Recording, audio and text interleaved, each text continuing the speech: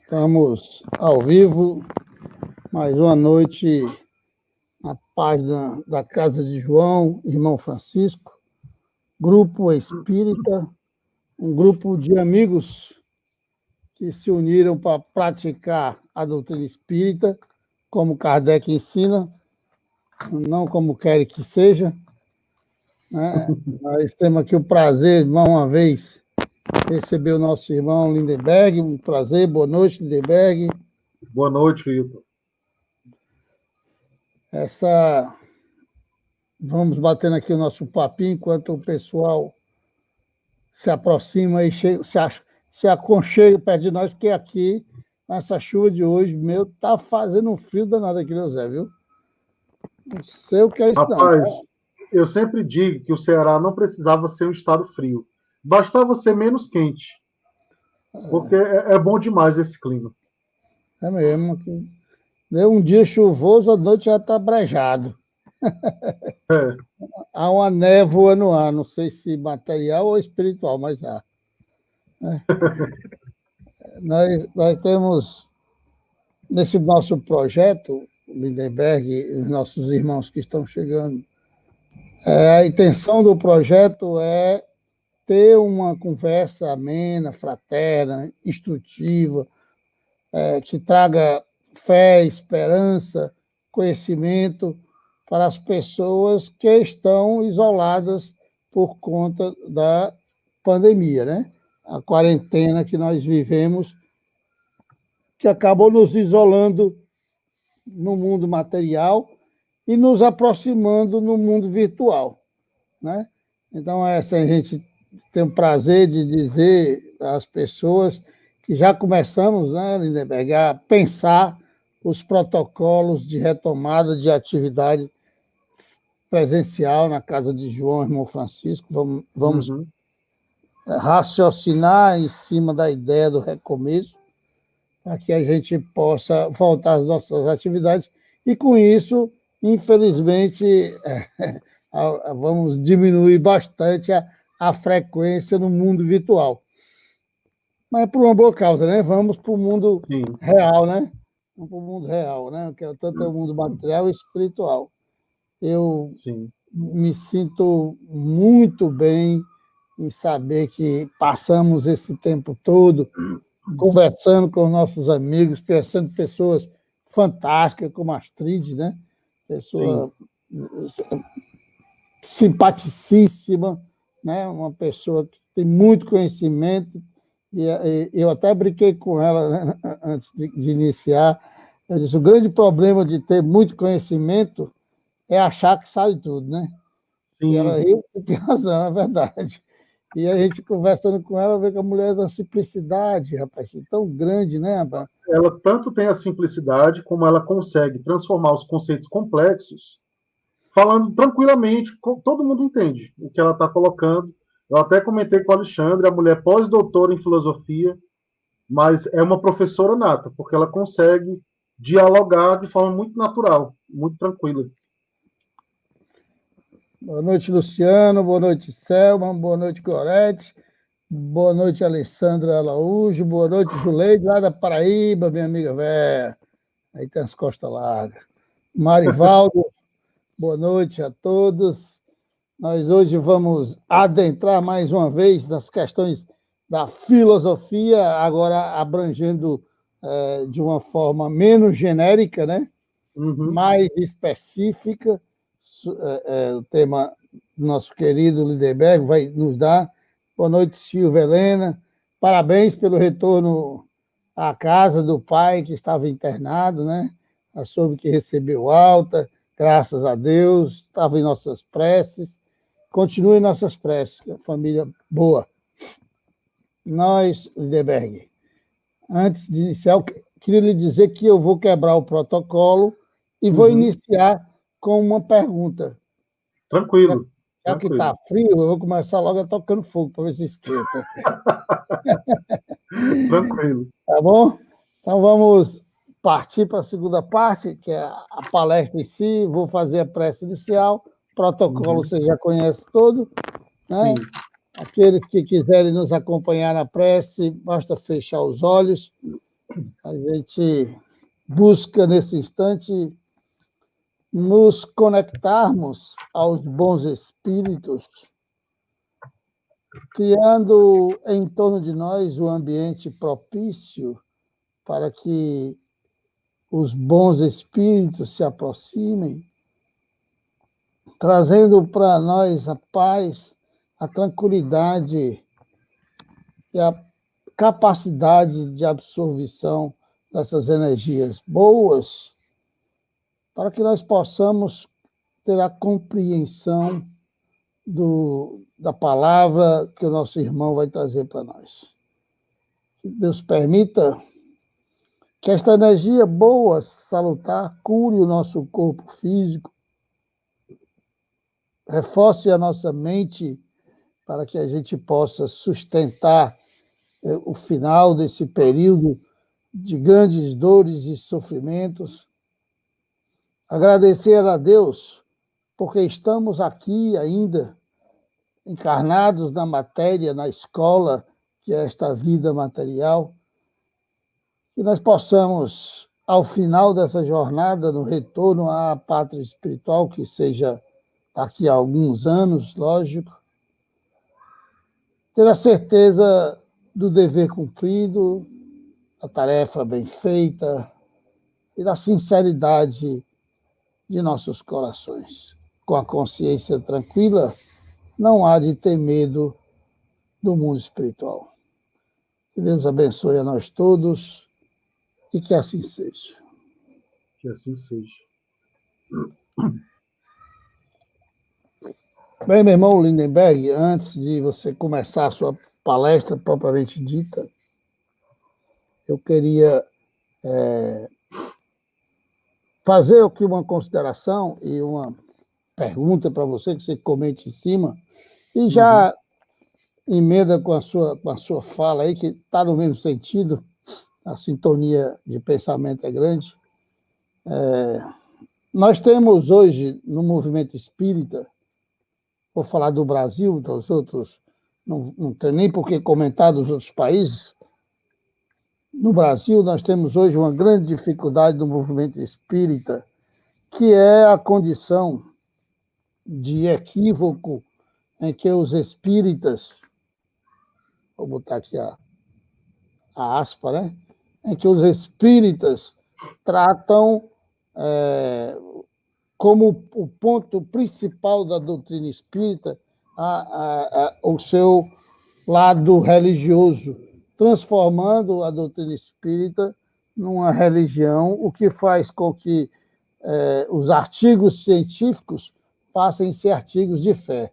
E artigo de fé acredita quem quer. Nessa caminhada que o movimento espírita nos leva, a gente acaba entrando por um lado obscuro da religião, né, onde dirigentes se tornam santos, médiuns se tornam papas, e há uma idolatria, né, que nem Kardec aceitou à sua época. Né? Muitas vezes que a doutrina não era dele, né? Era só o organizador. Então, nós estamos aqui nesse, não vou dizer beco sem saída, não, porque, graças a Deus, algumas pessoas, uma boa parte das pessoas, já tomaram consciência disso, estão retornando à doutrina espírita, à filosofia que ela é, e dando o devido valor à religiosidade da doutrina espírita, né? E isso é muito importante e eu entendo que nós, livres pensadores, como Kardec nos chamou, experimentadores, como ele nos conduziu, devemos mostrar sempre o caminho correto. Nesse sentido, meu irmão, eu lhe pergunto aí, esse tripé existe? Esse tripé que é Emmanuel, o arquétipo do jesuíta, coloca para nós, esse tripé existe de verdade? boa noite e boa sorte. Deixa logo na sinuca de bica aí. A pessoa ainda diz boa sorte, né? Bom, meus irmãos, minhas irmãs, boa noite, sejam bem-vindos e bem-vindas mais uma vez à Casa de João Irmão Francisco, que nesse período tem feito tantas atividades online interessantes, palestras, rodas de conversa, e tem sido um aprendizado muito grande. Essa partilha é sempre muito boa de estarmos juntos conversando sobre a doutrina espírita. Hoje, eu vou abordar, dentro dessa temática, Espiritismo, Filosofia e Espiritualidade, algumas reflexões filosóficas sobre o aspecto religioso da doutrina. E daí a pergunta do Hilton ser relacionada à questão do movimento espírita ao conduzir as ações espíritas, né, dentro das suas casas espíritas, enfim.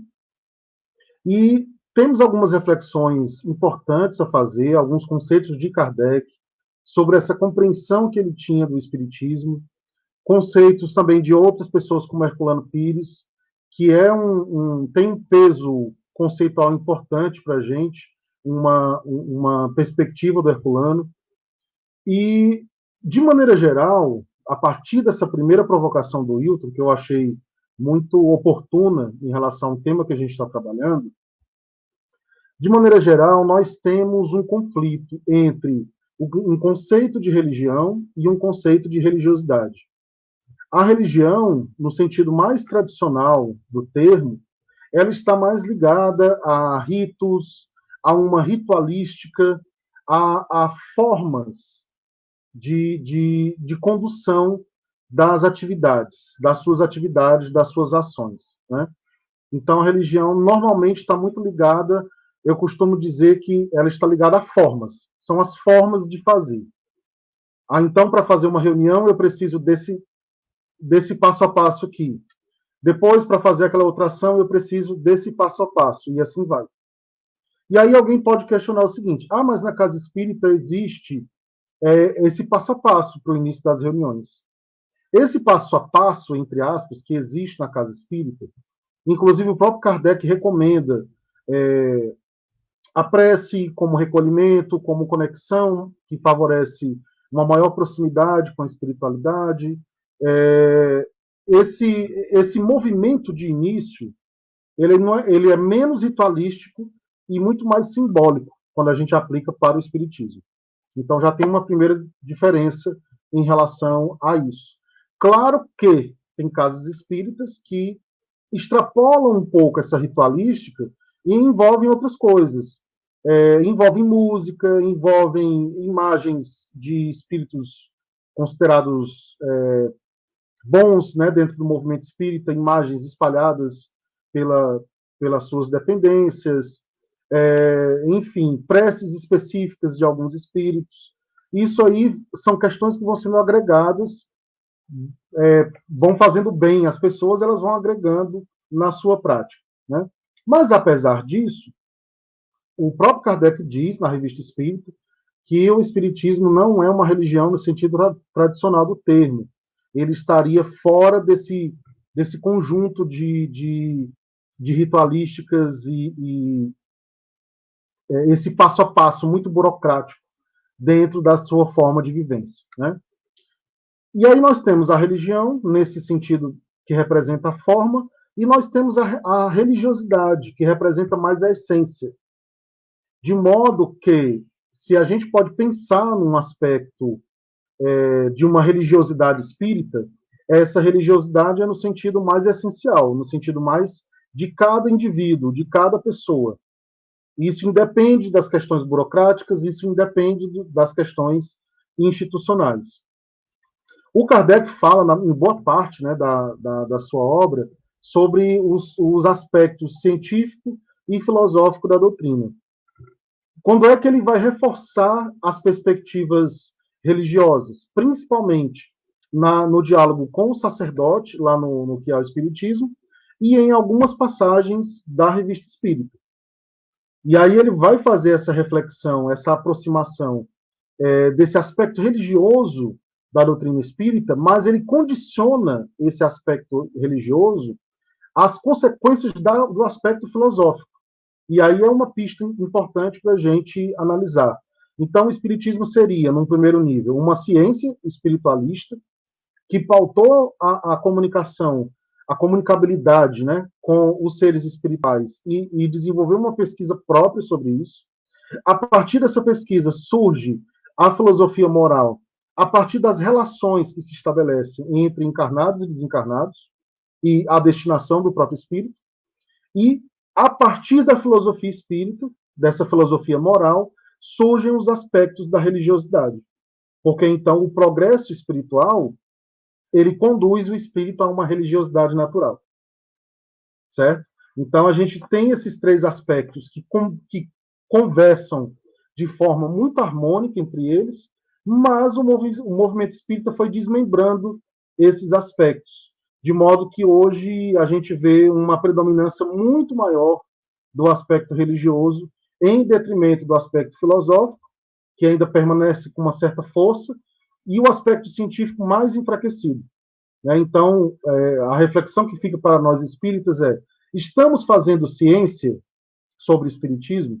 E quando eu digo fazer ciência, não estou falando apenas da ciência nos moldes como Kardec desenvolveu.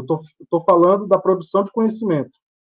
Produção de artigos, produção de livros, produção de relações da doutrina espírita com as diferentes áreas do conhecimento. Como é que está essa produção do movimento espírita em relação a essas temáticas? Então, isso é um outro termômetro importante. Como as casas espíritas normalmente, isso não é uma regra, né? Mas é como elas normalmente não dão muito espaço para apresentarem pesquisas que são feitas sobre a doutrina espírita, passa aquela ideia inicial de que nada está acontecendo. Então, eu já escutei diversas vezes as pessoas perguntando: poxa, parece que não se fala mais sobre o espiritismo fora da casa espírita. Na verdade, se fala bastante sobre o espiritismo. Se produz bastante sobre o espiritismo, sobre pesquisas de toda ordem, na filosofia, na sociologia, na psicologia.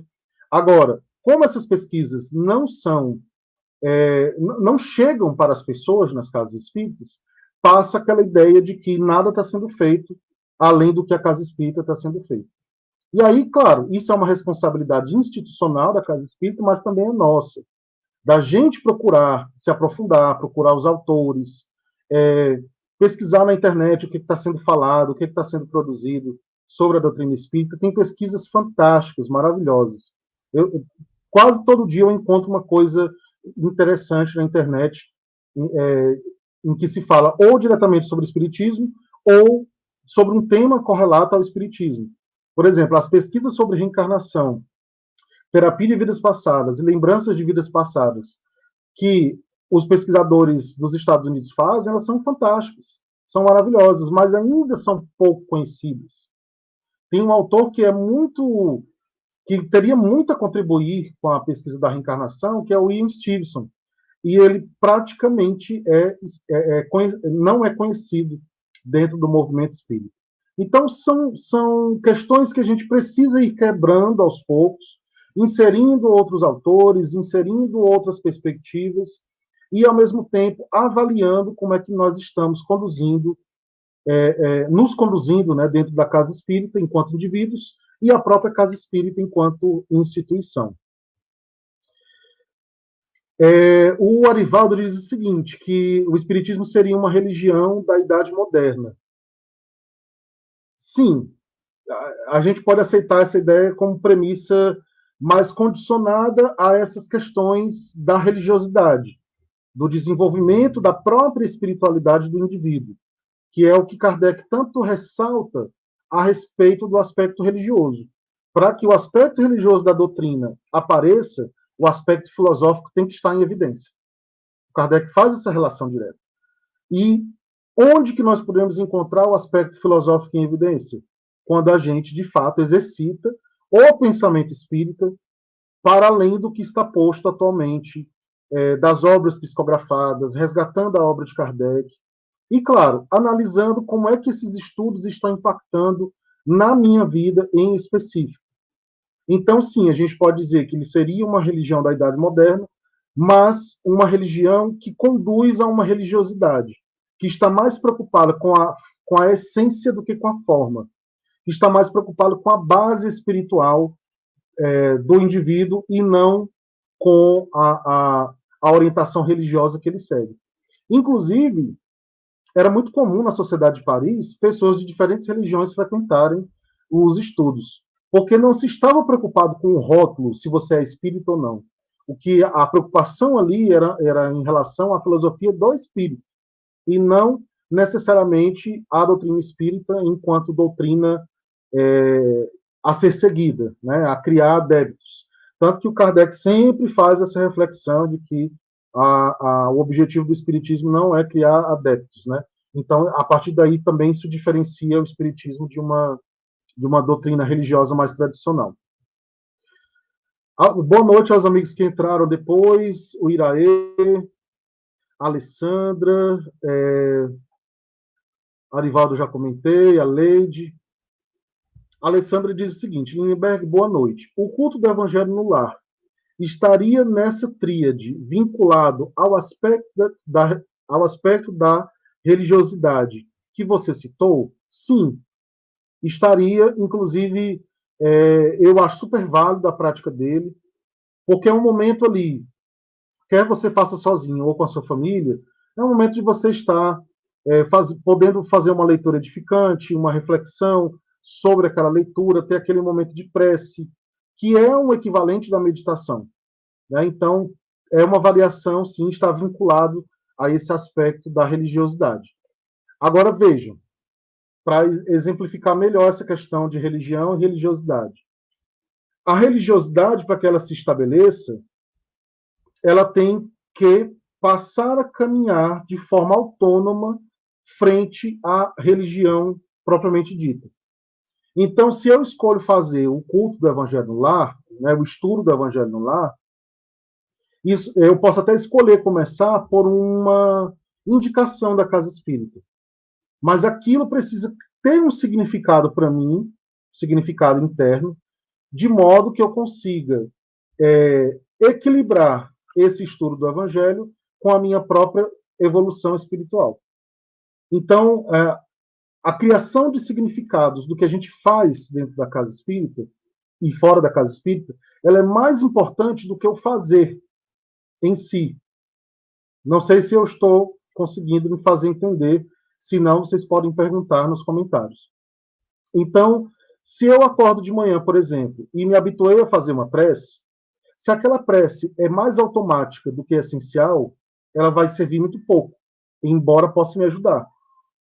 Se eu me acostumei a fazer qualquer outra prática que eu aprendi dentro da casa espírita, se aquilo eu apenas absorvi como um costume e não como algo de fato que tem um significado espiritual, acaba não colaborando tanto quanto poderia. Então é por isso que eu digo, na visão espírita existe uma preocupação maior com o que você está fazendo com aquilo, e não necessariamente com a forma. Certo? Oi, Wilton. Eu gostaria de dar um pitaco assim, meio de inocente aqui nessa conversa sobre o Evangelho no lar. O culto do Evangelho no lar, né? As pessoas dizem que o Espiritismo não tem culto, mas tem um bocado. Não tem dogma, mas na acepção correta da palavra também tem. Né? Mas a gente falar sobre o Evangelho. Tem uma pergunta que eu não lembro e não pesquei aqui, o número no Livro dos Espíritos. Kardec pergunta como afastar os maus espíritos.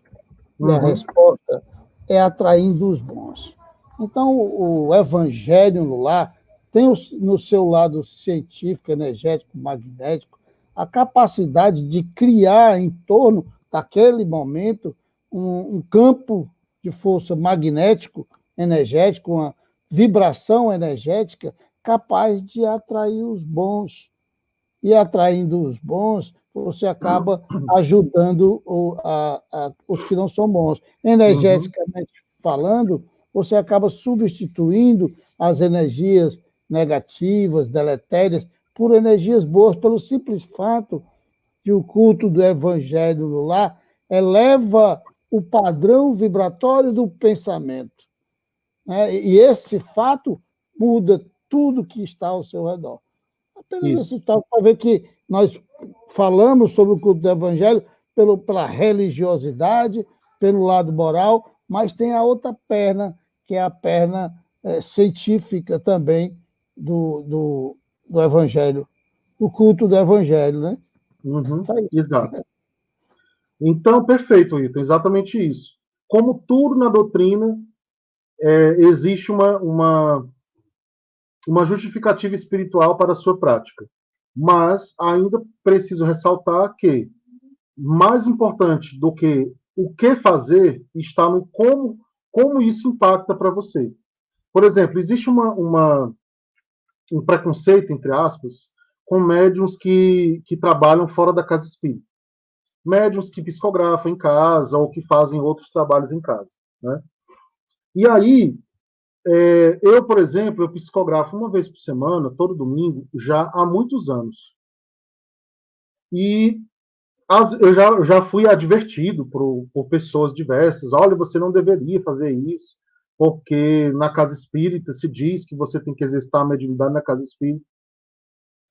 Para mim, tem um significado de aprendizado muito grande psicografar uma vez por semana no domingo. Tanto que já venho há muito tempo fazendo isso. Eu tenho os meus protocolos de preparação, obviamente, para que eu possa fazer. E essas psicografias também são fonte de aprendizado. Porque a casa espírita, por exemplo, ela diz isso, que você não exercite a mediunidade fora dela. Mas os espaços que você tem para exercer a sua mediunidade na casa espírita são limitados. Normalmente são durante as reuniões mediúnicas. Mas e se um médium quiser psicografar? Onde que ele vai treinar? Onde que ele vai testar? Então, também tem esse outro aspecto. Né? É por isso que eu digo que as coisas não podem ser rígidas. Porque se forem rígidas, aí a gente passa a ter dogmas religiosos. Então, experimentar as possibilidades espíritas também é fazer esses movimentos de aprendizado que são complementares à vivência na casa espírita. Uma coisa é certa, a casa espírita ela não dá conta de todas as vivências espíritas. E não poderia dar, porque ela é uma instituição limitada. Né? Então, exercitar a mediunidade, exercitar a espiritualidade, exercitar a religiosidade é muito mais amplo do que uma instituição possa oferecer. A instituição vai nos ajudar, nos orientar e até nos dar bons caminhos, mas esse caminho é muito nosso em relação àquilo que a gente pode fazer. Por exemplo, eu tenho uma prática de meditação que eu acabo escolhendo a meditação e não o evangelho no lar, mas isso sou eu, Lindenberg. Eu não vou apresentar isso como uma verdade para ninguém, porque isso foi a forma que eu encontrei de criar um significado maior para mim, para esse meu momento.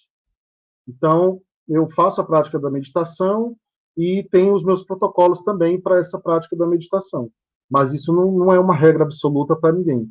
Quem se sente bem com o evangelho no lar mais tradicional, podem fazer, obviamente, o evangelho sem nenhum problema.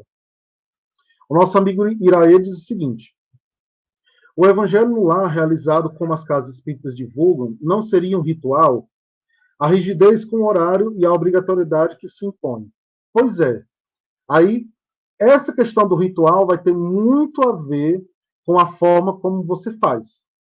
Então, quando você cria uma obrigatoriedade, quando você cria um protocolo que não pode ser questionado, quando você cria uma necessidade que não se explica dentro da necessidade da própria pessoa, que você dá uma explicação externa para ela, tudo isso pode ter um aspecto de ritual. É por isso que a gente precisa, por isso que eu estou insistindo tanto na ideia de que qual é o significado daquilo para você. A minha vida inteira eu fui chamado a atenção em grupos mediúnicos porque eu tenho uma forma muito própria de trabalhar nas reuniões mediúnicas. Eu naturalmente quebro alguns protocolos. Isso é porque o Lindenberg não se adequa.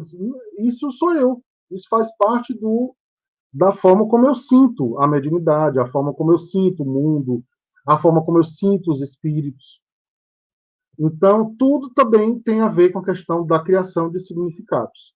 E esses significados, a gente precisa criá-los, porque eles não vão ser dados de forma a priori, né, pela casa espírita ou pelo próprio espiritismo, tá bom?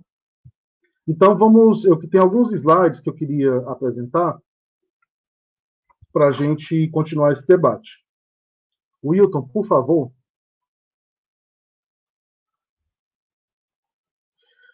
Pode passar. O Arivaldo diz o seguinte: me diziam que era para facilitar a vinda dos bons espíritos. Exatamente, como o Wilton explicou. Você cria um elo, o Evangelho no Lar ajuda a criar um elo. Agora, voltando para a questão da criação de significados, tá? Se você faz de forma mecânica, maquinal, e a sua vivência dentro da sua própria casa não diz respeito ao que você está aprendendo no Evangelho, esse efeito vai ter muito menos poder do que uma pessoa que, além do estudo do Evangelho, alinha também a sua prática cotidiana, a sua forma de se relacionar com a família, a sua forma de se relacionar consigo mesmo. Então, a gente cria significados fazendo as coisas, também fazendo essas conexões. Tá, eu estou fazendo o Evangelho no Lar. Ok, está me fazendo bem. Mas eu estou conseguindo colocar em prática, eu estou conseguindo manter o padrão vibratório que eu criei a partir de bons pensamentos e de boas atitudes. Claro que tudo é um exercício, né? As coisas também não vêm de uma hora para outra. Eu comecei a fazer o Evangelho há 2 semanas, então pronto, já quero que todos os meus problemas tenham sido resolvidos. Isso não funciona dessa forma. Mas essa criação de significado ela precisa ser paulatina, para a gente poder avaliar as boas consequências que ela estará tendo. Oi, Will. Eu queria só um adendo aí, o nosso Arivaldo Montalvão aí. Na realidade, não seria para facilitar. Os bons espíritos não precisam de nada ser facilitado para eles, não. Eles conseguem adentrar em mundos espirituais, em ambientes, no mundo espiritual de baixo padrão vibratório, que a nossa casa, para eles, é besteirinha.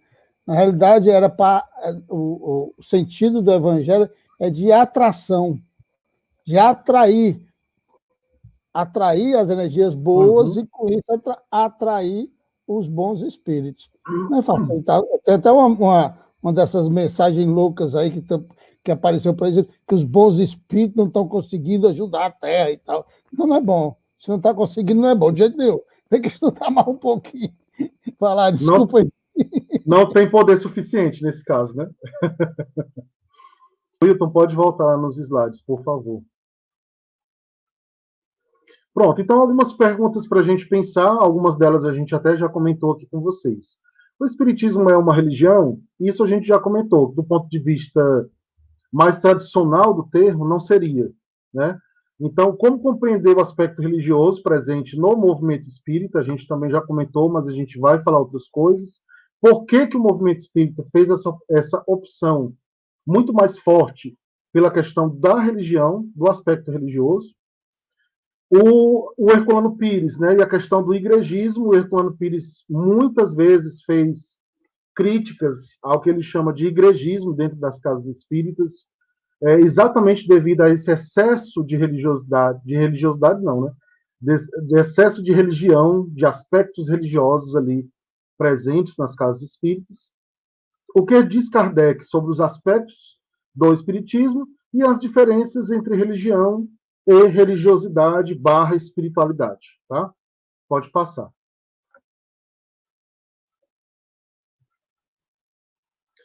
Então, no livro que é o Espiritismo, no prólogo, o Kardec já tem uma definição importante para a gente. O Espiritismo é, ao mesmo tempo, uma ciência de observação e uma doutrina filosófica. Como ciência prática, ele consiste nas relações que se podem estabelecer com os espíritos.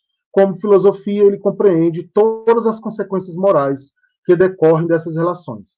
Pode-se defini-lo assim: o Espiritismo é uma ciência que trata da natureza, da origem e da destinação dos espíritos, e das suas relações com o mundo corporal. Então, essa questão é interessante, essa definição, porque, do ponto de vista formal, o aspecto religioso não aparece aqui, na definição de Kardec. A gente vê o aspecto científico bem delineado e o aspecto filosófico também bem delineado. Em outros momentos, ele vai acrescentar às consequências filosóficas a questão da religião espírita, certo? Como um complemento natural para essa filosofia moral que nasceu a partir da ciência espírita. Agora, tem perspectivas também na doutrina espírita que são importantes da gente comentar. Por exemplo, aqui o Kardec não apresenta uma definição de Deus para justificar a existência do espiritismo. Então, Deus, ele é uma categoria filosófica na doutrina espírita que ele pode e deve ser questionado em prol de um melhor entendimento da nossa parte. Então, a gente começa o Livro dos Espíritos com as perguntas sobre Deus, e em diversos momentos a relação do espírito com Deus vai voltar, como um complemento para uma compreensão mais ampla. Mas, ao mesmo tempo, o Espiritismo não dá todas as respostas dessa relação do espírito com Deus, até porque nós temos um limite evolucional que nos impede de compreender de forma mais ampla. Mas tem bastante informação que a gente pode aproveitar para o nosso aprendizado. Eu não lembro se é na Revista Espírita ou se é no Que é o Espiritismo, mas o Kardec diz que se tirarmos a categoria de Deus da doutrina espírita, ainda sobra uma filosofia robusta, né? Então, isso é interessante porque o movimento espiritualista antes do espiritismo, o Herculano chama esse movimento de espiritualismo utópico, né? Porque ele não conseguia apresentar uma filosofia robusta e era muito idealista, era muito pautado no que precisa ser e não nas condições do ser humano atual. O espiritismo parte das condições do ser humano enquanto espírito para falar num progresso, para falar numa linha evolutiva do espírito, que vai se relacionar com Deus, mas que nesse momento evolutivo ainda tem muitas dúvidas sobre a existência da própria divindade. Então, esse movimento filosófico é fantástico, eu considero fantástico no espiritismo, porque ele permite uma aproximação entre razão e fé, de maneira que você consiga equilibrar essas duas coisas. Certo? Então, Wilton, pode passar, por favor. O Espiritismo não promete a salvação e nem possui nenhum dos atributos rituais das religiões tradicionais. Por isso, se configura muito mais numa filosofia moral que exalta a ética e a necessidade do bem do que numa religião. Então, essa parte também que quebra a ritualística, não tem sacerdote, não tem roupas específicas, não tem dizeres específicos que você tenha que pronunciar. Enfim, o máximo que a gente encontra são os protocolos de início das reuniões, com boas-vindas, a prece, alguns informes, etc. Mas não tem aquela ritualística fechada que ela precisa acontecer para que a reunião ocorra da melhor forma possível. Certo? Então, tem essas diferenciações também que diferenciam, né, o espiritismo de religiões tradicionais. Agora, como o Hilton colocou no início muito bem, quando o movimento espírita ele endeusa determinados palestrantes, determinados escritores, determinados médiuns, ele praticamente está criando os seus sacerdotes. Sacerdotes esses que nós temos que ouvir e acreditar absolutamente em tudo que eles dizem. Então, é complicado, é um movimento complicado que a gente não pode também enveredar, porque essa relação da doutrina espírita ela precisa ser racional. Ela não pode ser pautada em verdades absolutas que alguém está dizendo para alguém. O Herculano Pires dizia muito bem que não existem professores de espiritismo. Todos nós estamos em aprendizado.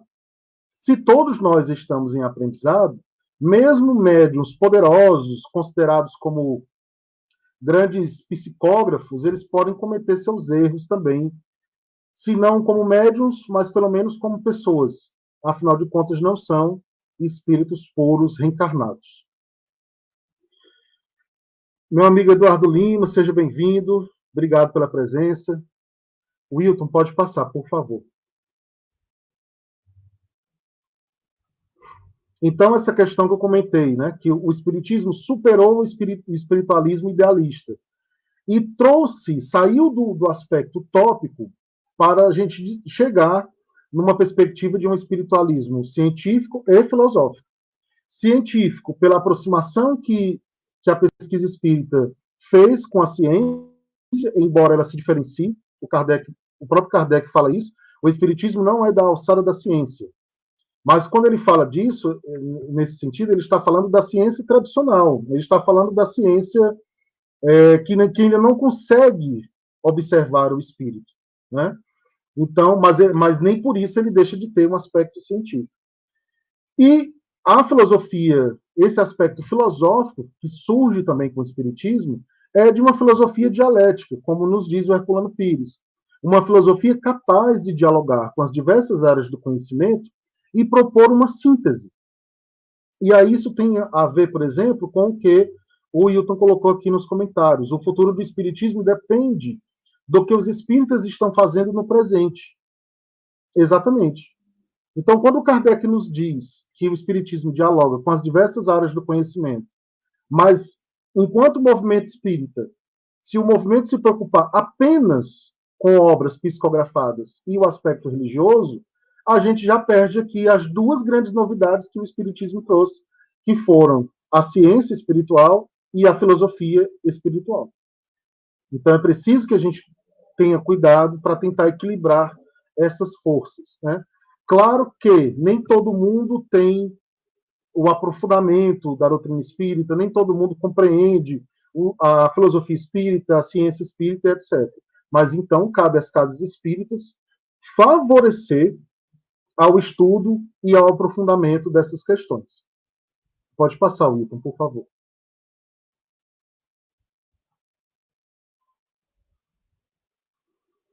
Então, o Herculano Pires afirma que não é por acaso que o Espiritismo é uma ciência de consequências filosóficas, que resultam em uma religiosidade.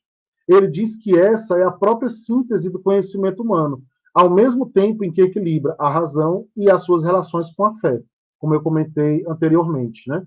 Então, na obra Introdução à Filosofia Espírita, o Herculano vai dizer que não poderia ser de outra forma esses três aspectos do Espiritismo dialogando entre si, porque eles são a própria síntese do conhecimento. E aí, quando ele analisa a contribuição de cada um desses aspectos, ele diz que, por exemplo, a religião, quando ela é iluminada pela filosofia, ela tem a contribuição da razão, nessa aproximação entre razão e fé. A filosofia, quando ela é iluminada pela ciência, ela tem a possibilidade de comprovação do que ela está falando no nível mais teórico. E a mesma coisa acontece com a parte religiosa, né? Então, por isso que elas três precisam conversar. Não pode ser apenas um aspecto se destacando. Os três precisam estar em constante harmonia. E aí, quando ele chama o espiritismo de uma filosofia dialética, eu já comentei com vocês também. Essa capacidade que o espiritismo tem de dialogar e de propor uma síntese em relação às diversas áreas do conhecimento. Pode passar, Wilton, por favor.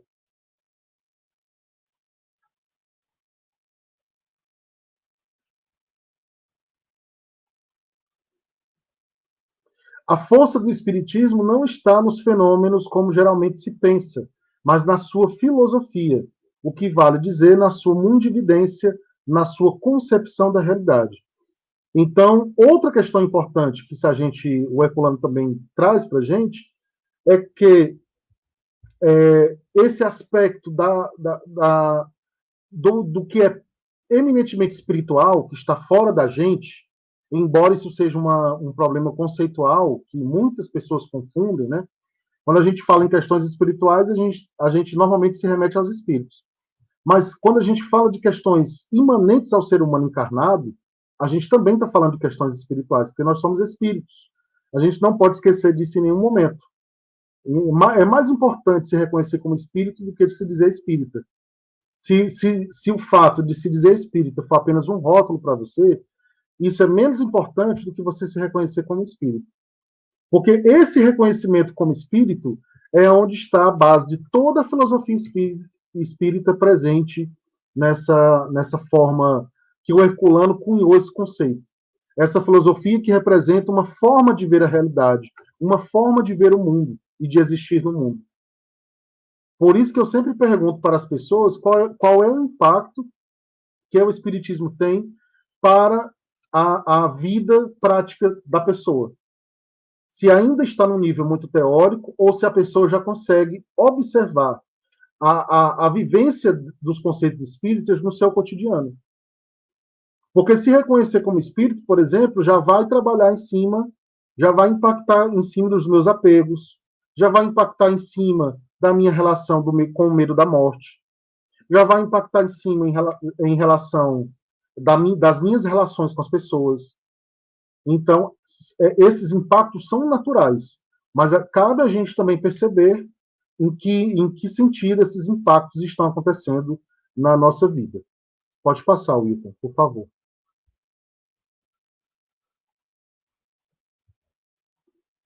Kardec explica que a doutrina espírita não é o de apenas que o papel do espírita, desculpa, volta lá, Wilton.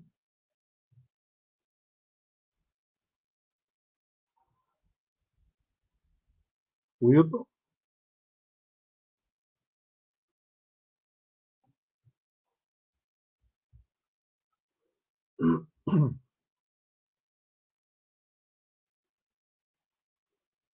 Wilton? Eu me perdi aqui no slide, eu estava lendo o slide, aí passei, foi direto, aí vai. Tranquilo, tranquilo.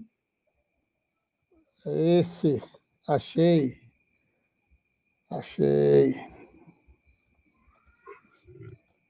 Falha técnica. Tranquilo, sem problema. Então, o Kardec explica que a doutrina espírita não pode ser chamada de religião no sentido vulgar a que essa palavra, a que se atribui a essa palavra, né? Mas sim como possuidor de uma orientação para uma religiosidade que eleva as práticas morais do estudioso sério, no sentido de desenvolver sentimentos e comportamentos fraternos entre as pessoas e da necessidade da prática desses ensinos para a transformação da sociedade. Eu vou ler o próximo, que aí eu já comento. Pode passar, Wilton.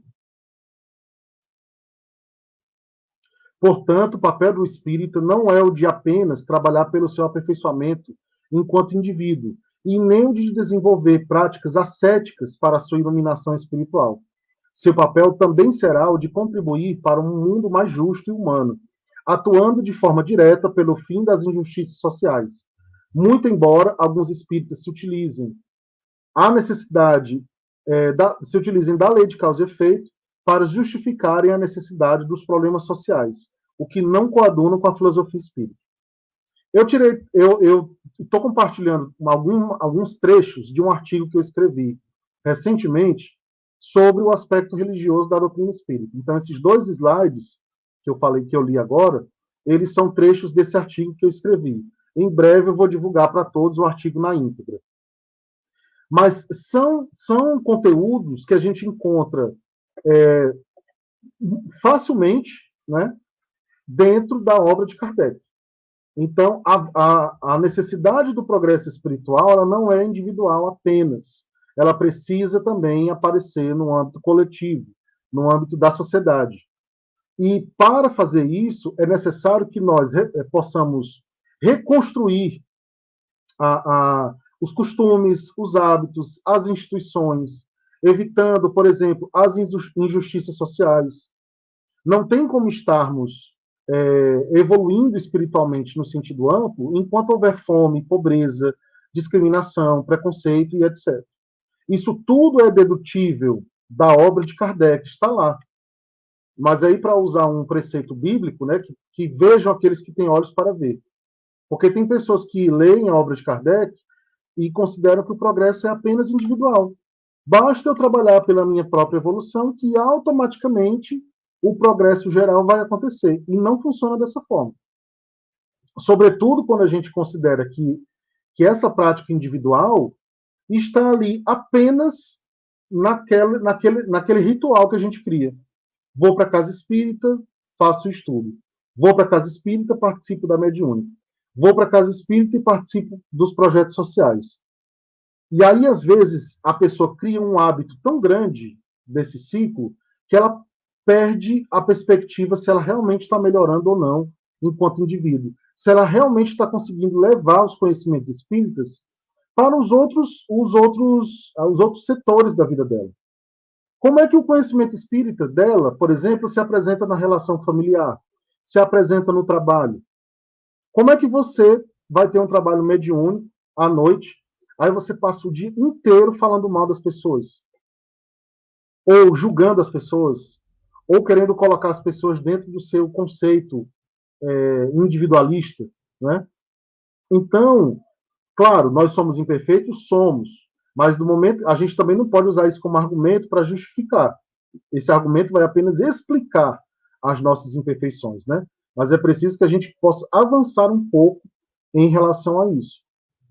Então, essa relação do indivíduo com a sociedade, com a coletividade, ela tem que existir. Eu não posso achar que eu estou progredindo individualmente e não ter um pingo de paciência com meu irmão, de não conseguir ser afetuoso, de não conseguir ser caridoso, de não conseguir ajudar, de não conseguir dar a mão a ninguém. Que evolução é essa que só serve para mim?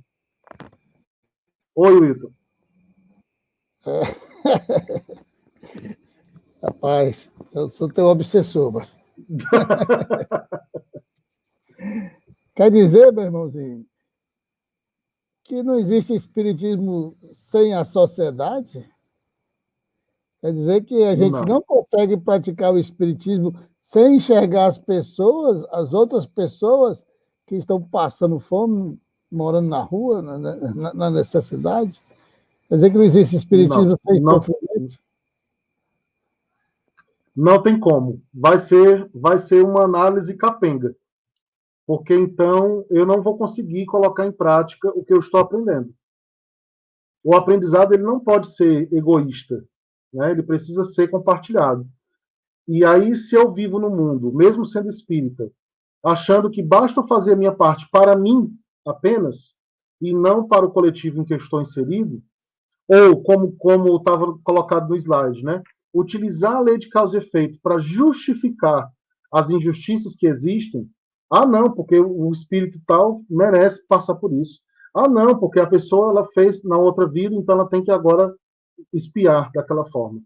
A lei de causa e efeito, ela não é esse processo punitivo dessa forma como a gente pinta. Na verdade, ela é um mecanismo de educação do espírito. Agora, justificar a existência de sofrimento para aquela lógica de que não vamos fazer nada, porque essa é a ordem natural, é a gente achar efetivamente que os sistemas de opressão que existem, as desigualdades que existem, então, elas são naturais, né? Quando a gente sabe, lá no Livro dos Espíritos, que as desigualdades sociais são criadas pelos homens, não são criadas de forma natural. Ou seja, se elas são criadas pelos homens, elas precisam ser desfeitas também pelos homens, né? Os homens aí enquanto humanidade, tá bom? Wilton, pode voltar lá. Minha amiga Ana Lúcia, seja bem-vinda. Bom tê-la por aqui. Então, explicando um pouco mais dessas questões, né, a gente pode dizer que a ação espírita no mundo não pertence apenas ao campo da fé, mas principalmente ao campo da lógica filosófica, a que nos leva o espiritismo. Então, a própria filosofia moral do espiritismo nos conduz à nossa ação no mundo. Uma ação que vai unir fé, que vai unir razão também, para que a gente possa colocar em prática esses conhecimentos, esses ensinamentos. A ação espírita no mundo não logra obter recompensas à maneira da venda das indulgências e privilégios celestiais. Então, o bem que eu colocar em prática vai também necessitar do equilíbrio, não só da ação, mas do pensamento e da intenção. Então a gente volta de novo para a história do fazer as coisas de forma automática. Fazer de forma automática tem muito menos efeito do que fazer com o coração. Então, se a gente não consegue ainda fazer com o coração, ainda é preferível fazer de forma automática, mas que a gente possa evoluir nesse sentido, né?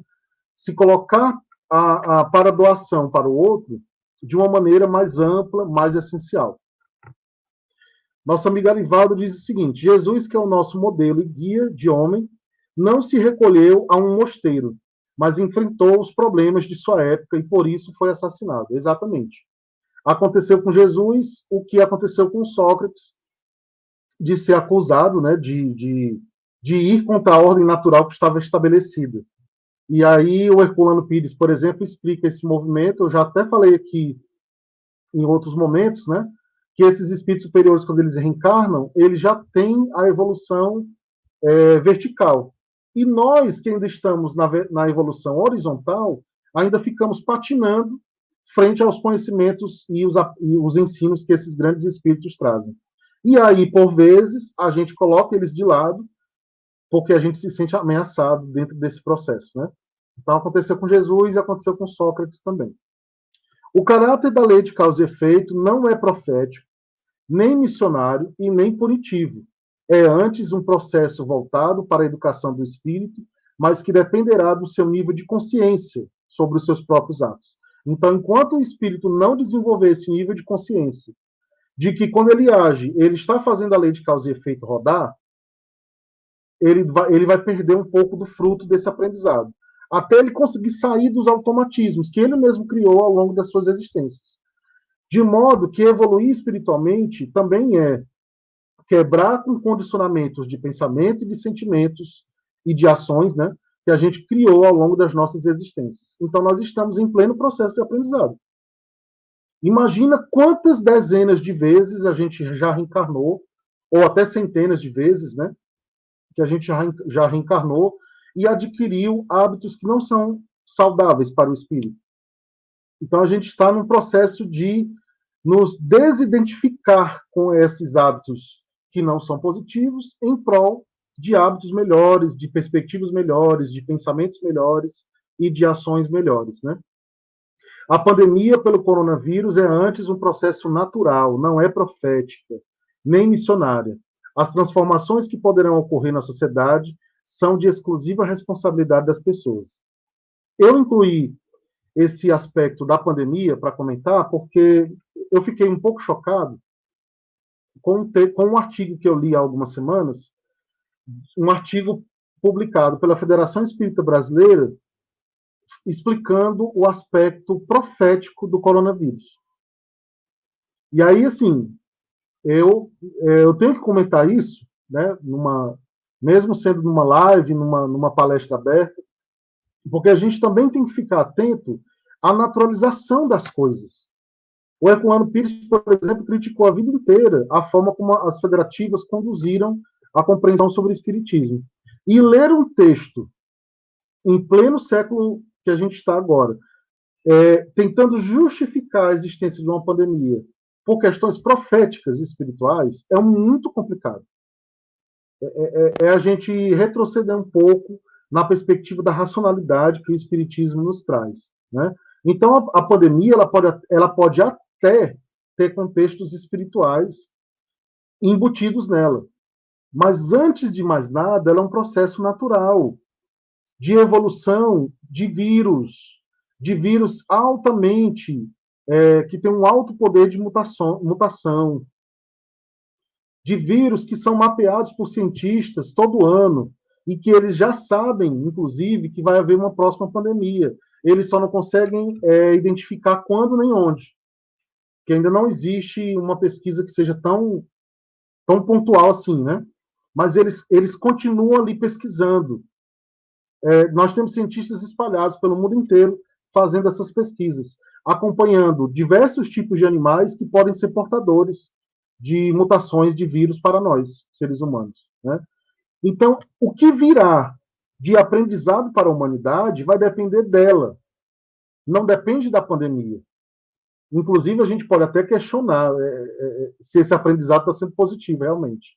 Porque a gente tem visto tanta aglomeração nas ruas que talvez a humanidade ainda não se tocou para o que está acontecendo efetivamente, né?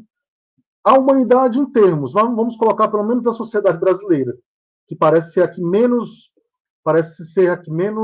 respeita, né, a ciência. Inclusive, às vezes, até considera a ciência como inimiga, né? Então, quando a gente vê um texto de uma instituição que representa o espiritismo, justificando de forma espiritual uma pandemia, a gente está dizendo, né, qual é o recado que está sendo passado para o movimento espírita. Ah, não, mas é porque a gente é muito imperfeito ainda, a gente merece estar passando por isso. Né? Então, é desviar os recursos pedagógicos que a lei de causa e efeito tem nela para querer justificar tudo com essas bases proféticas, missionárias e etc. Né? Então, a gente precisa ter cuidado com essas análises, precisa ler com atenção e ficar atento, comparar com o que diz a doutrina espírita, com o que diz a ciência também. O próprio Kardec recomendou: se a ciência disser algo melhor do que o espiritismo, se o espiritismo se contradizer em relação à ciência, siga a ciência. Então a gente vê parte do movimento espírita ainda com esse cunho muito espiritualizado do processo da pandemia, deixando de lado os aspectos científicos, os aspectos sanitários. Né? Eu já citei aqui também numa outra palestra, né? Centros espíritas que tentaram reabrir em pleno mês de março, em pleno mês de abril. Ah, não, porque a espiritualidade vai nos proteger. Ah, não, porque só está morrendo quem merece. Até isso, gente, eu escutei nesse período. Escutei argumento de gente dizendo que só estava desencarnando quem merecia, que a pandemia era uma punição, viu? Isso era um texto psicografado. Era uma punição contra os casos de suicídio. Né? Então, imagina uma pessoa que está em adoecimento psíquico tendo que ler um texto desse e achando que por ela ter uma ideação suicida, ela já está sendo culpada, né, pelo processo da pandemia. E são textos que rodam nos grupos de WhatsApp e as pessoas acabam defendendo de uma maneira, assim, considerando a verdade absoluta sobre essas questões que envolvem a pandemia, né? Então é algo para a gente avaliar com muita cautela realmente, tá? Wilton, pode voltar lá, por favor.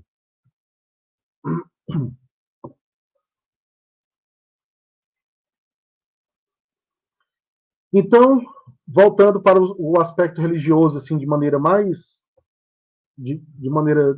a descrever melhor esse aspecto religioso, a nossa amiga Daiane, seja bem-vinda, ela diz o seguinte: é um desserviço à doutrina. Vemos nos grupos também textos proféticos que circulam por aí, exatamente. Textos, inclusive, que eles são reciclados, às vezes, de determinadas situações que acontecem em anos anteriores, e aí o povo recicla o texto e coloca para uma justificativa do que está acontecendo agora, atualmente. É terrível. Pode voltar, Wilton, lá. Então, o Espiritismo não impõe uma justificativa transcendente ao indivíduo para a necessidade de progredir moralmente. Aí alguém pode perguntar, mas Lindenberg, a questão espiritual não é transcendente? Transcende a matéria, mas não transcende a nossa essência. A nossa essência é espiritual. Então, essa necessidade de progresso, ela é nossa, ela é imanente, ela faz parte da nossa constituição enquanto espíritos. Se ele trouxesse uma justificativa totalmente transcendente, ele já perderia força, porque ficaria como uma coisa meio distante do ser humano, que eu precisaria fazer muito mais coisas para conseguir alcançar. São as práticas ascéticas que eu citei no início, que na tradição espiritualista, essas práticas ascéticas existiam com muita força. Né? Aquela lógica de que, para você conseguir a iluminação espiritual, você vai precisar abrir mão de determinada coisa, você vai precisar fazer eu esqueci o termo agora, mas é aquela perspectiva da que você se bate em si mesmo quando você está na iminência de cometer o pecado. Eu esqueci o termo agora. Mas são práticas... Oi? Autoflagelo. Isso, a autoflagelação com cunho moral, né? Que você, na iminência de cometer o pecado, então você precisa se autoflagelar para melhorar enquanto pessoa, enquanto espírito. Então, na visão espírita, nada disso é necessário. Nada de autoflagelação, nada de nenhum tipo de sofrimento que você vai infligir a você mesmo. O que você vai necessitar é de ter uma visão espiritual para compreender o que acontece com você e o que acontece também com o mundo. E dentro dessa perspectiva individual, analisar como é que você pode colaborar positivamente com o mundo. Então, por isso que não é uma justificativa transcendente, uma vez que ela é imanente à nossa própria essência. Pode voltar, Wilton, por favor.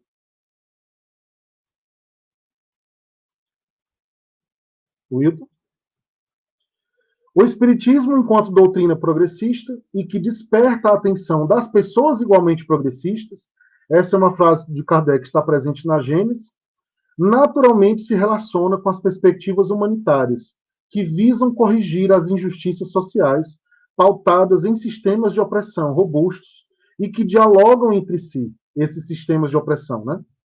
Com vistas a manter a estrutura de dominação histórica.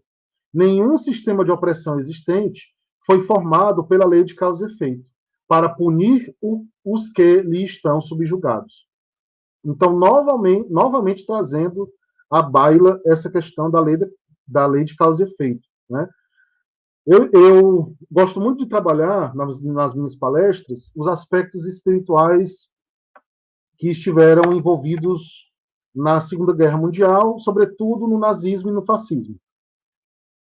E aí é incrível como eu escuto muitos espíritas dizendo assim: mas os judeus mereciam passar por aquilo. E aí eu sempre pergunto para a pessoa que fala: mas por que você diz isso? Você sabe o que foi que eles fizeram para merecer isso? Não, eu não sei, mas boa coisa eles não devem ter feito. Gente, a lei de causa e efeito não funciona dessa forma de, para lhe punir, eu vou criar um assassino. Não, então vamos matar 5 milhões de judeus porque eles cometeram algum erro no passado enquanto povo. Então, para isso, a gente vai criar outros centenas de milhares de assassinos para fazer isso. Que lógica! É uma lógica que endurece o coração de qualquer pessoa. É uma espécie de materialismo presente dentro do movimento espírita. A lei de causa e efeito, ela pode até favorecer que você esteja à mercê de determinados perigos, que você reencarne em países que têm sistemas autoritários já estabelecidos ou em vias de se estabelecer. Agora, fazer com que a pessoa vá lá e lhe mate, isso vai contra qualquer perspectiva humanitária de doutrina espírita.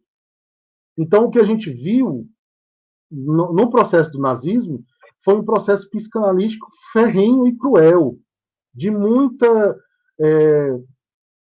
fanatismo, de muita perspectiva que misturou ciência com pseudociência, querendo justificar a existência de uma raça pura, querendo colocar para fora todo o seu ressentimento, a começar pelo povo alemão contra o povo judeu, né? Mas que depois acabou se espalhando. E não foram só os judeus. LGBTs, negros, ciganos, diversos foram os povos perseguidos nesse período. Será que todos eles, então, aplicando essa lógica da lei de causa e efeito, que mais parece a lei de Italião, né? Então, todos eles, então, mereciam rigorosamente passar por aquilo daquela forma. E onde está o livre-arbítrio? Quer dizer, então, que todos os sistemas de opressão que surgirem, não precisa a gente fazer nada contra eles, é só aceitar, né? Não, se eles surgiram, então é porque a lei de causa e efeito agindo. Gente, é uma lógica que seca o nosso coração, que faz com que a gente, dentro do movimento espírita, faça um monte de projeto social, mas no final das contas diga: não, mas ela reencarnou nessa pobreza porque ela merece. Sabe? Então, onde que fica essa perspectiva de que nós somos espíritos. O Livro dos Espíritos é muito claro quando ele diz que não são os espíritos e não é Deus que criaram as desigualdades sociais, foram as próprias pessoas. Então, quando uma pessoa reencarna numa pobreza, numa miséria, numa condição material difícil, nós, enquanto sociedade, temos a responsabilidade por ela. O Livro dos Espíritos também fala isso. Por mais que ela esteja em algum processo de provação que ela mesma possa ter pedido, porque isso pode acontecer, de fato, mas isso não impede de que a gente possa lutar por uma sociedade melhor. Isso não impede que a gente se indigne com o que está errado. Imagina se todas as pessoas que lutaram contra o nazismo tivessem simplesmente aceitado, não, é porque a gente merece passar por isso. Talvez até hoje a gente estivesse aí no mundo, num sistema nazifascista ampliado, né? No mundo inteiro, atingindo a diversos países. Então, a gente não pode achar que isso é uma coisa natural e simplesmente não fazer nada. E a caridade material, ela não é só dar o pão, ela não é só dar o alimento, ela é também a gente lutar por um mundo em que as pessoas tenham acesso ao que é básico para a existência. Água, comida, saúde, educação. A Malala, quando ela sofreu um atentado, né, que paralisou metade do rosto dela, tudo que ela fazia era lutar pelo direito à educação de meninas no país dela. Será que se ela fosse achar que aquilo era natural, ela não iria fazer nada? Iria ficar bem? Ela iria ficar bem com a consciência dela, sabendo que aquilo é errado? De meninas não têm acesso à educação em diversas partes do globo. Será que isso é a lei de causa e efeito, a gente? Para que elas não tenham educação, direito à educação? Então, são questões que a gente precisa ir além. Além dessa perspectiva de que, não, é a lei de causa e efeito, então eu não vou fazer nada. Né? A gente tem muito trabalho, enquanto espíritas, a gente tem muito trabalho. E esse trabalho não se resume apenas à casa espírita. Na verdade, esse trabalho é colocado em prova, principalmente fora da casa espírita. Porque às vezes a gente encontra um clima muito propício na casa espírita, as pessoas lhe tratando bem, de maneira geral, né? Fala mansa e etc. Mas e fora? Eu estou conseguindo aplicar esses conhecimentos fora? Wilton, pode passar, por favor.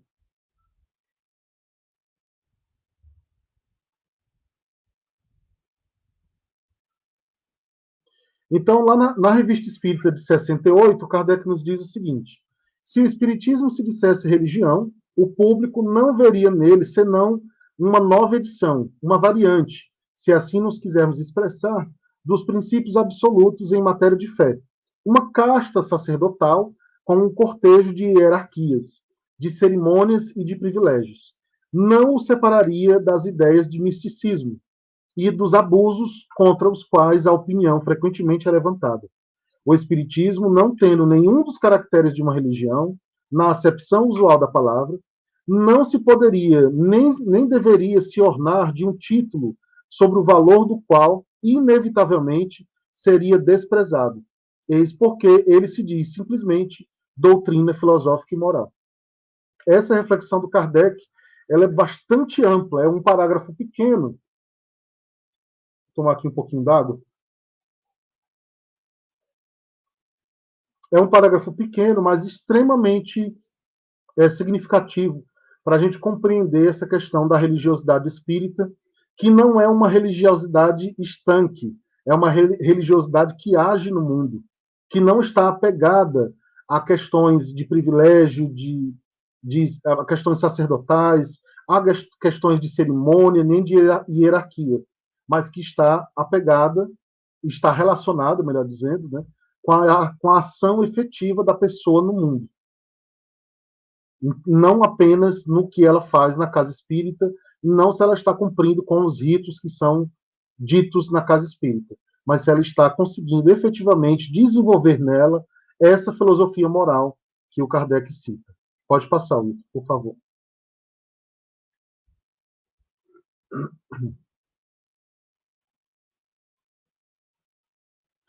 Gente, então, eu vou falar um pouco desse slide do próximo para a gente encaminhar para o nosso encerramento, tá bom?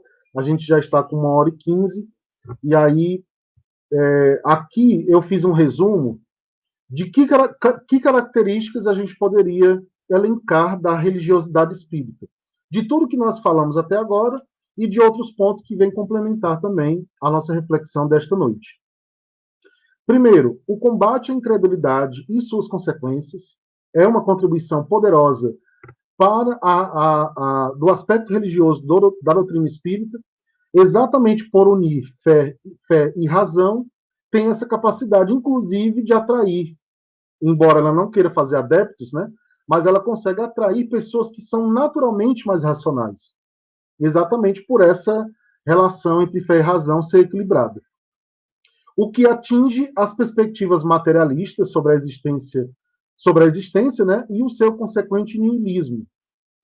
Após o surgimento do espiritismo no mundo, no século XIX, o século XX ele foi marcado por uma crescente onda niilista, tanto a partir das filosofias existencialistas, mas também a partir de outros autores, né?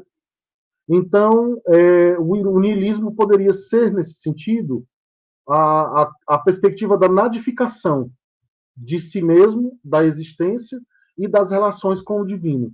Então, o espiritismo facilitaria esse combate às ideias que nadificam, né? As ideias que trazem esse excesso de materialismo.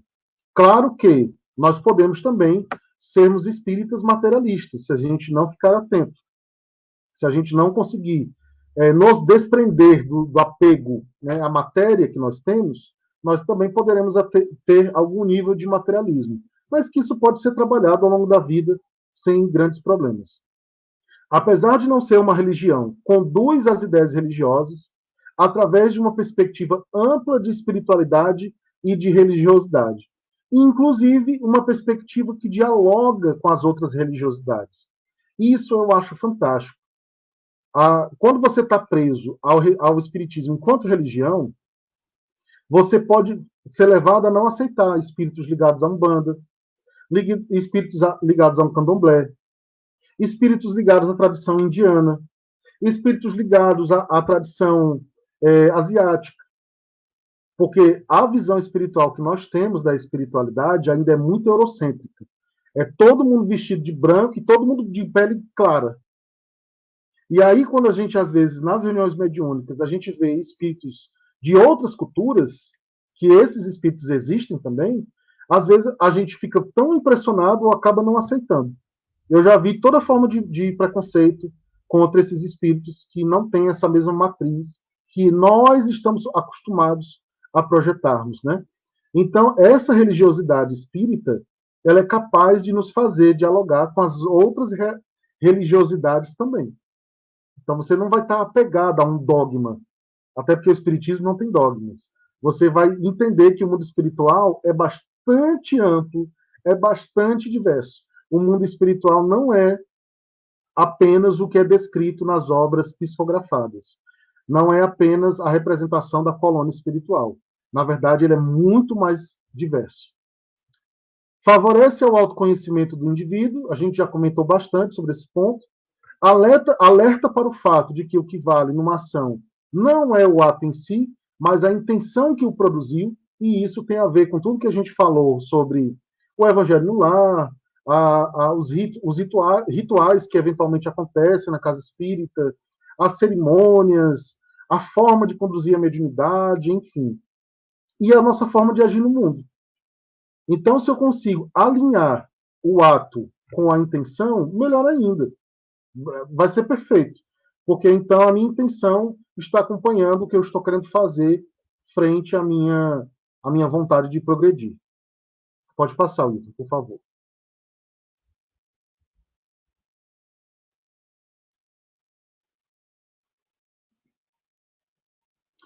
Reconecta a criatura humana com a sua própria transcendência, mas é uma transcendência que está imanente, também já comentei sobre isso, né? Então nós somos espíritos imortais, e essa é a nossa essência. Então, quando a gente fala de questões espirituais, nós também estamos falando da gente. Então, a gente não pode perder de vista esse ponto, essa consciência de que somos espíritos. Alerta para a relação entre os espíritos e as pessoas, o que amplia a perspectiva de espiritualidade.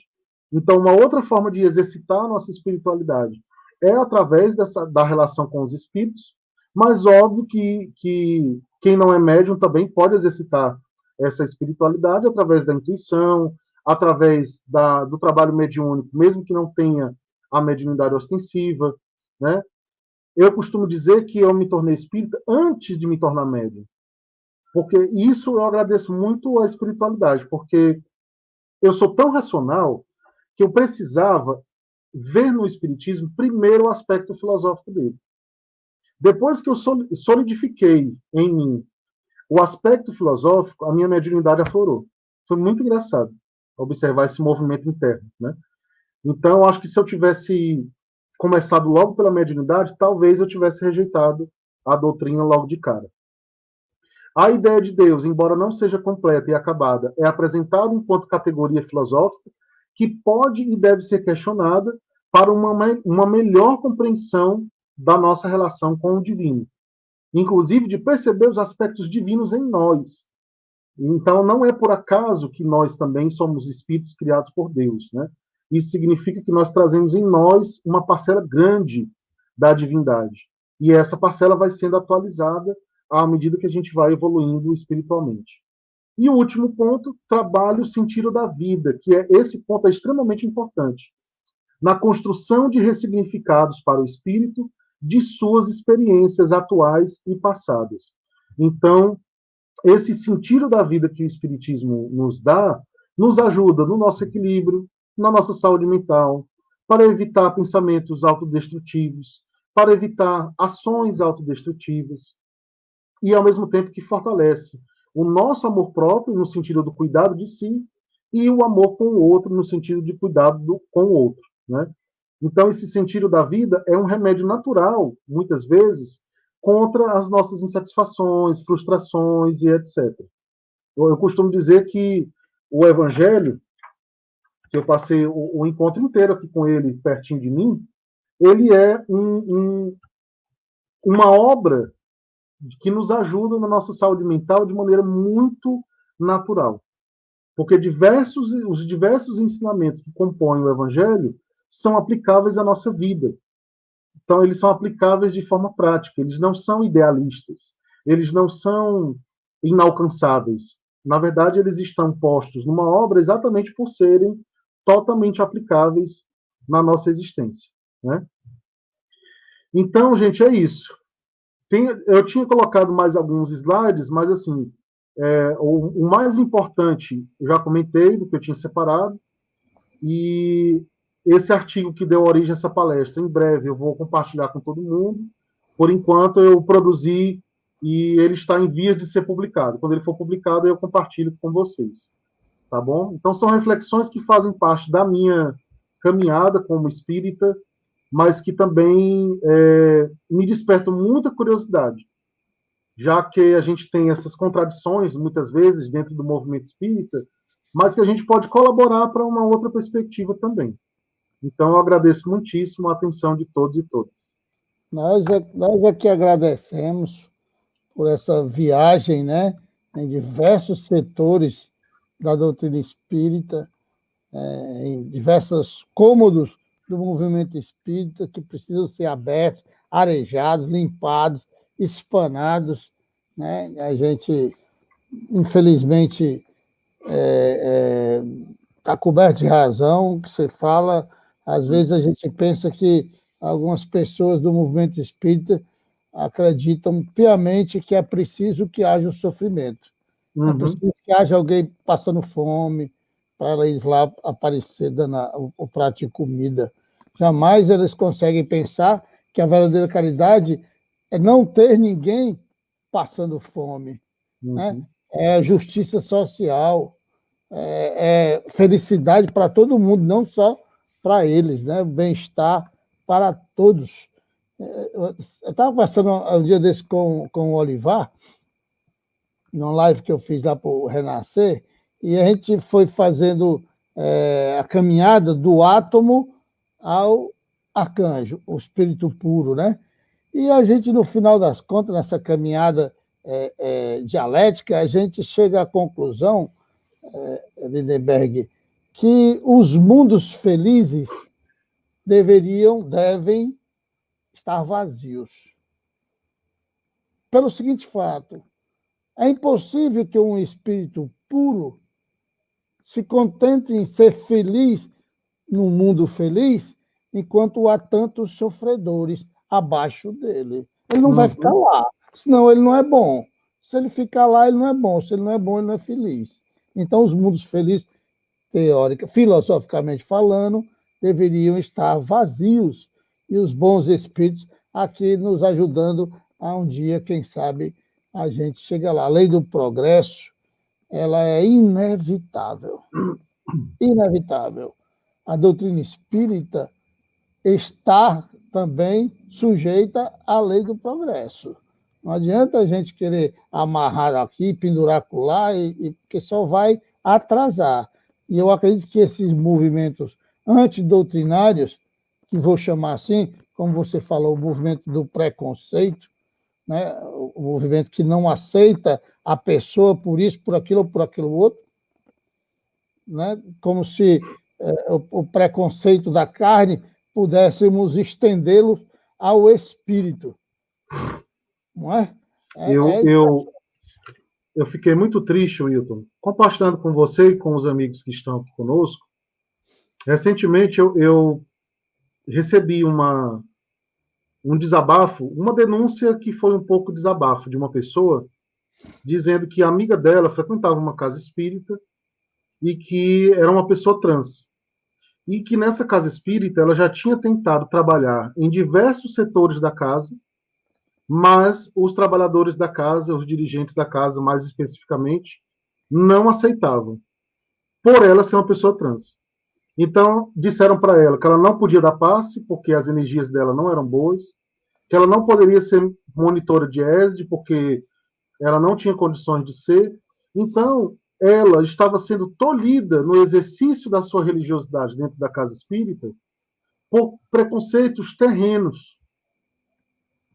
Olha, eu fiquei tão triste com essa história que eu estou tentando descobrir quem é essa pessoa, porque a pessoa que me falou não me disse o nome, para conversar com ela e acolhê-la, porque é incrível, não dá para acreditar que dentro de uma doutrina cristã a gente possa julgar as pessoas pelos rótulos materiais. Não dá para acreditar nisso. É impressionante. Impressionante. Eu estava até lendo ali, até publiquei um pedaço do texto ali, enquanto você falava, o Kardec falava sobre essa história de o espiritismo ser o futuro das religiões, ou a religião do futuro, dependendo da intenção de quem fala a frase, né? Isso me dá um medo tão grande, macho. Me dá um medo tão grande. E porque eu me lembro que o mais próximo que Kardec, enquanto vive encarnado, se aproximou da igreja foi para ver os livros da doutrina espírita ser queimado ou para ser preso. Sim. Não é verdade? Rapaz. Então isso me dá um medo tão grande, sabe? De um dia a gente estar aqui. Não, a reunião mediúnica é R$100. Eu sei que não se pode falar que tem casa espírita que cobra para ensinar, né? É uma necessidade. Agora, meu Deus do céu, vai chegar um momento, se o movimento espírita, se nós, espíritas, que fazemos o movimento espírita, não tomarmos uma atitude agora, né, vai chegar o momento em que nós vamos estar vendendo indulgência. Não, quer buscar o seu pai que está lá no umbral, é R$500. O médico se desdobra e vai lá e traz ele agora. Sabe? Vai ficar desse jeito, bicho. E isso, de certa forma, já até existe, num outro sentido. Porque os palestrantes grandes, digamos assim, que fazem multidão dentro do movimento espírita, eles se projetam profissionalmente às custas do movimento espírita, ganham muito dinheiro às custas do movimento espírita nas suas profissões, mas quando você visita as páginas deles nas redes sociais, eles sequer dizem que são espíritas. Aparece lá, sou humanista, sou não sei o quê, mas não diz que é espírita. Quer dizer, na hora de ganhar o dinheiro do movimento espírita, beleza, né? Mas na hora de divulgar a doutrina de forma gratuita, não, mas eu sou humanista. É vergonha, É não? muito triste. É vergonhoso. Não, ele deve ter vergonha de dizer que é espírito fazendo. Provavelmente. Provavelmente. Meu amigo, muito obrigado. Conversa boa, vai longe. Tá fazendo um friozinho bom aqui no Eusébio, viu? Nós estamos É aqui verdade. no Alpendre. Tá bom demais. Mas faça a nossa prece aí. Agradecemos a todos que estiveram conosco até agora, compartilhando da nossa vontade de crescimento, nossa busca pelo conhecimento, que só conhecendo a verdade é possível se libertar. Podemos se libertar da ignorância. Né? Faça a nossa Sim, prece e muito obrigado. tranquilo. Imaginei que eu agradeço. Nossa amiga Joseíla comentou ali, misericórdia. É verdade. É verdade. A Joseíla que deve estar lá em Itapipoca, né? Deve estar chovendo bastante também, pelo rumo de chuva que Sim. passou por lá, viu? Lá no Baturité, eu te vi aí agora pelo Facebook aí, muita chuva descendo a serra. Então, Graças a Deus. friozinho bom. Lá É. na fazenda Sonho Meu, né? A fazenda da Joseíla é Sonho Meu, né? Não? O marido dela, Ah, de sim, Deus. verdade. É mesmo. Exatamente. Pois vamos nós à nossa prece. Então, meus irmãos, minhas irmãs, que possamos nesse momento, né, exercitar o movimento da prece, que também é um movimento que nos ajuda a exercitar a nossa própria religiosidade, que possamos agradecer aos bons espíritos, a Deus, pelas oportunidades que temos todos os dias, através da reencarnação, pelas oportunidades que nos chegam, os aprendizados diversos, que são aprendizados necessários para o nosso progresso, para que possamos cada vez mais desenvolver uma nova perspectiva em nossos espíritos, uma nova perspectiva de mundo, de pensamentos, de sentimentos e de ações. Mas que, sobretudo, possamos estar abertos, possamos estar atentos às oportunidades de evolução moral, aquelas oportunidades em que podemos exercitar na prática o conteúdo espírita que nós estudamos. Sobretudo na convivência, nas relações, no amparo a todos os nossos irmãos que precisam, amparo não somente material, mas também moral, muitas vezes, para que a gente consiga ampliar, desenvolver e ampliar essas outras perspectivas de coletividade que a gente tanto precisa. Que tenhamos uma semana iluminada e que possamos sempre estar em sintonia com a boa espiritualidade. Que assim seja. Muito obrigado, meu irmão. Me lembrei aqui, falando de preconceito, só para a gente ir embora, para dormir com essa. Sim. Uma vez eu fui receber uma pessoa que quis me dar uns livros para me ler, aí me disseram assim, não dê não, não dê não, não dê não. Eu digo, por quê? São livros. Falei, não dê não, porque se ele ler esses livros vai deixar de ser espírita. Aí eu olhei assim, mas por quê? Os livros, eu tenho até hoje os livros, né? A pessoa me deu, são os 4 evangelhos, a revelação. Eu Sim. não deixei de ser espírita. Nem eu. É o preconceito, né? Depois que eu li, eu não consegui ler os 4, né? Eu li só o primeiro. E depois que eu li, na verdade, foi fortalecer o meu lado espírita. Porque eu podia exercitar o raciocínio.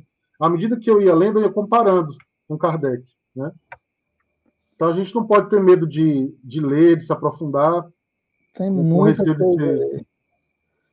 Tem muita coisa aí boa para ser lida, né? Não é só Violeta na Janela, Ninguém Antes de Ninguém, Nosso Lar. Tem muita coisa boa para ser lida aí. Herculano Pires está aí, né? Hermínio Corrêa de Miranda também está aí, né? de Olinda, Exato. tem muita gente boa aí, tem muita gente boa aí. Amigo, Verdade. obrigado, boa noite, até a próxima, obrigado a todos, Deus abençoe a todos, vamos para frente. Valeu, gente. Boa noite. Fiquem com Deus.